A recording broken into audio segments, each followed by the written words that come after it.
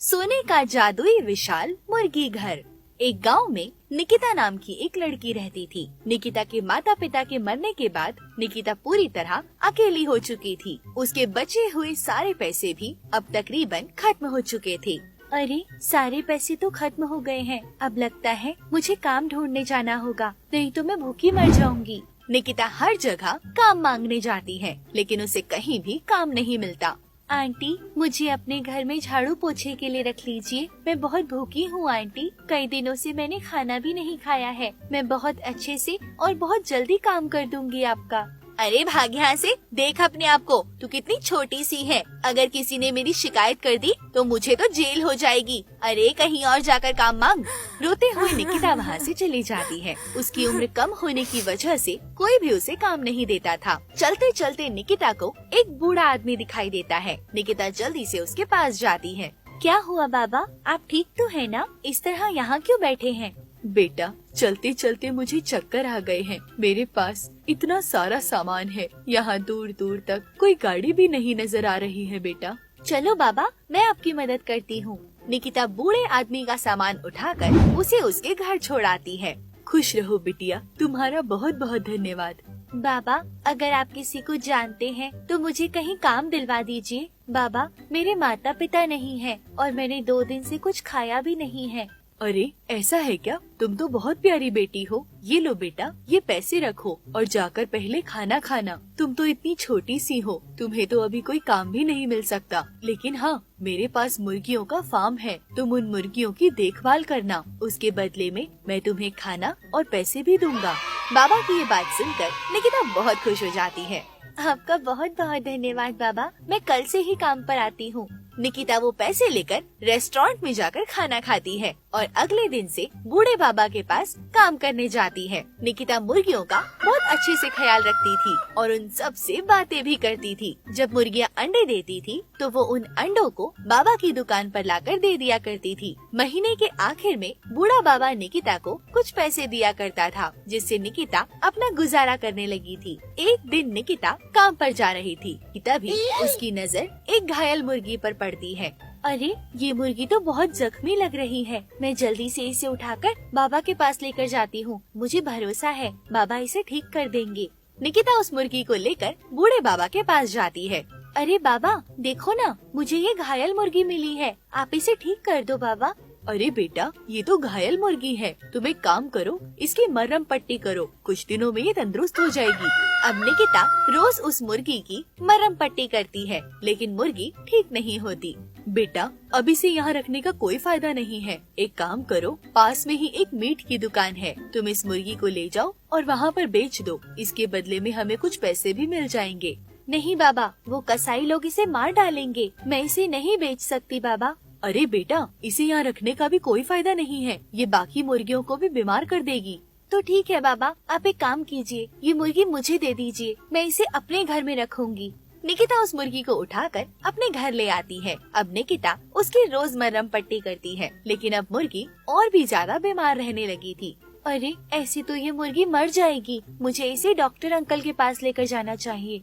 निकिता मुर्गी को उठाकर डॉक्टर के पास ले जाती है। बेटा, इसके घाव अंदर तक पक चुके हैं। इसका इलाज करने के लिए पूरे 5,000 रुपए लगेंगे। तुम पहले पैसे जमा करवाओ, उसके बाद मैं इलाज करूँगा। ठीक है डॉक्टर अंकल, मैं अभी पैसे लेकर आती हूँ। निकिता अपने घर आती है और अपने पैसों पर नजर डालती है। मेरे पास तो बस 1,000 रुपए ही है, अब मैं क्या करूँ? तभी निकिता को सेठ चुन्नीलाल का ख्याल आता है। वो सीधा सेठ चुन्नीलाल के पास जाती है। सेठ जी, मुझे 5,000 रुपए की सख्त जरूरत है, प्लीज मुझे 5,000 रुपए दे दीजिए, मैं आपको जल्दी लौटा दूंगी सेठ जी। अरे ये लड़की तो पूरी तरह अकेली है, इसके तो आगे पीछे भी कोई नहीं। क्यों ना मैं इसका घर अपने नाम पर कर लूं? ठीक है बेटी, पहले तुम एक काम करो, अपने घर के कागज मुझे लाकर दे दो, उसके बदले में मैं तुम्हें 5,000 रुपए दूंगा। भोली भाली निकिता अपने घर के कागज उठाकर सेठ लाल को पकड़ा देती है। अरे वाह, ये लो बेटी, जाओ मजे करो।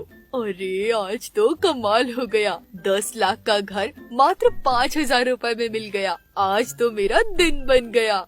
निकिता उन पैसों को लेकर सीधा डॉक्टर के पास जाती है। डॉक्टर कुछ दवाइयाँ देता है और साथ ही मुर्गी का इलाज करके उसे वापस भेज देता है। अब धीरे धीरे मुर्गी ठीक होने लगी थी। कुछ दिनों बाद से चुन्नीलाल निकिता के घर पर आता है। ए लड़की, जल्दी से ये घर खाली कर दे, अब ये घर मेरा हो चुका है। अरे लेकिन सेठ जी, मैं कहाँ जाऊंगी? मेरा तो इस घर के सिवा कोई घर नहीं है। मुझे मेरे घर से मत निकालिए सेठ जी। अरे अपनी बकवास बंद कर, नहीं तो मैं तुझे बहुत मारूंगा। सेठ निकिता को धक्के मारकर उसे उसी के घर से बाहर निकाल देता है और उसकी मुर्गी को भी बाहर फेंक देता है। निकिता अपनी मुर्गी को उठाकर चुपचाप वहाँ से चली जाती है। तभी बहुत तेज तूफान आता है। मेरी प्यारी मुर्गी, मैं तुम्हें कहाँ रखूँ अब? क्या खिलाऊंगी तुम्हें? अरे मेरे पास तो खाना और रहने के लिए कुछ भी नहीं रहा अब। काश कोई जादू हो जाए तो मैं तुम्हें कहीं अच्छी जगह पर रख सकती हूँ।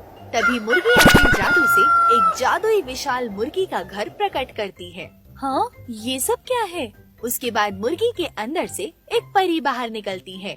बेटा, ये एक जादुई मुर्गी का घर है। अब तुम इसके अंदर जाओ। आज के बाद तुम्हें किसी भी चीज की कोई कमी नहीं होगी। तुमने मेरा इतना अच्छे से ख्याल रखा और इतना सब कुछ किया, मुझे अपना दोस्त बनाया। अब मेरी बारी है बेटा, मुझे मेरी दोस्ती निभाने का मौका दो। निकिता खुशी खुशी अपनी मुर्गी को उठाकर घर के अंदर प्रवेश करती है। घर अंदर से बहुत बड़ा था और उसमें जरूरत की सारी चीजें पहले से ही मौजूद थी। उसमें बहुत सारी धन दौलत भी थी। अब निकिता गांव वालों की मदद करने लगी थी। एक दिन निकिता बूढ़े बाबा के पास जाती है। चलिए बाबा, आप मेरे साथ चलिए। आपने मेरा बहुत ख्याल रखा। अब मेरी बारी है बाबा कि मैं आपके बुढ़ापे का सहारा बनूं। बूढ़ा बाबा निकिता के साथ उसके विशाल मुर्गी घर में रहने लग जाता है। ये बात सेठ चुन्नीलाल को पता चल जाती है। अरे मुझे कैसे भी करके वो घर अपना बनाना होगा। एक दिन एक औरत सड़क किनारे बैठकर रो रही थी। तभी निकिता उसके पास जाती है। क्या हुआ आंटी जी, आप रो क्यों रही हैं? अरे बेटा, सेठ चुन्नीलाल ने कुछ पैसे देकर हमारा इतना महंगा और बढ़िया घर अपने नाम करवा लिया। अब मेरा पूरा परिवार दर दर की ठोकरें खा रहा है। बेटा, अब तू ही बता मैं क्या करूं? आप यहीं रुको आंटी जी, मैं अभी आती हूँ। निकिता भागी भागी अपने घर जाती है। हे जादुई विशाल मुर्गी के घर, मुझे बूढ़ी माई की मदद करनी है। मुझे कुछ धन दीजिए। उस घर के अंदर से बहुत सारे पैसे प्रकट होते हैं। निकिता बूढ़ी औरत के साथ सेठ चुन्नीलाल के घर पर जाती है। ये लीजिए सेठ जी, और इनका घर इन्हें वापस कीजिए।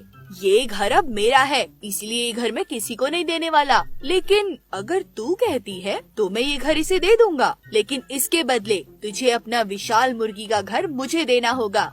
अरे ये सेठ तो बहुत दुष्ट आदमी है, लगता है इसे मजा चखाना होगा। ठीक है सेठ जी, आइए, मैं आपको अपना घर देने के लिए बिल्कुल तैयार हूँ।